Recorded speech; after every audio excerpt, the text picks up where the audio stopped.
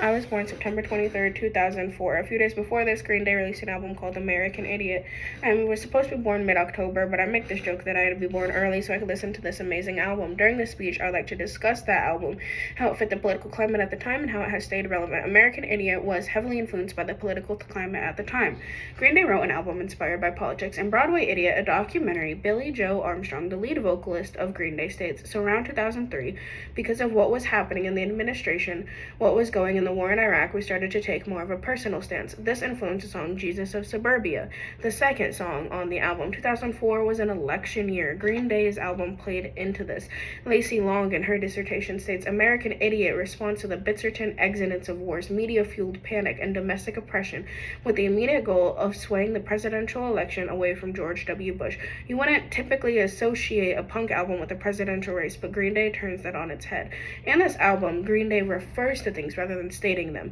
One example of this is the term American Idiot. What does it mean? In the earlier mentioned dissertation, Long also states the American Idiot, which may refer to both President George W. Bush and the average American of 2004. It is so interesting how they can outwardly talk about politics in 2004 through lyrics. They took something that was important to them and put it in their language. Although Green Day's album was released 21 years ago, it has continued to stay relevant.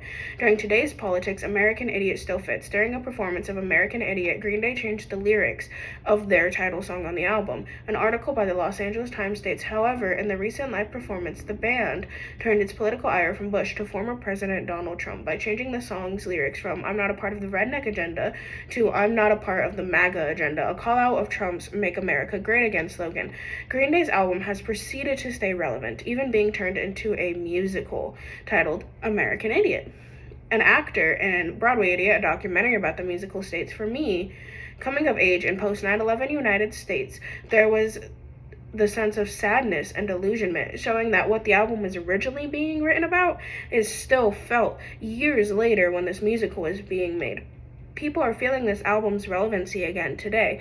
An album that was written 6 presidents ago is holding just as much weight as it did during the time it was released. Even the charts agree. An article from Forbes states, American Idiot is having a big week at the moment, and not just because it's climbing after decades of popularity. This frame marks the title's 200th stint on the official physical albums ranking. This article, being written 21 years after the album came out, really shows that when politics look a certain way, people reach for this album. This album was released during 2004, has become a way of describing the political climate for decades. Green Day wrote an album titled American Idiot in 2004. This album was relevant about politics and then has stayed relevant with politics now.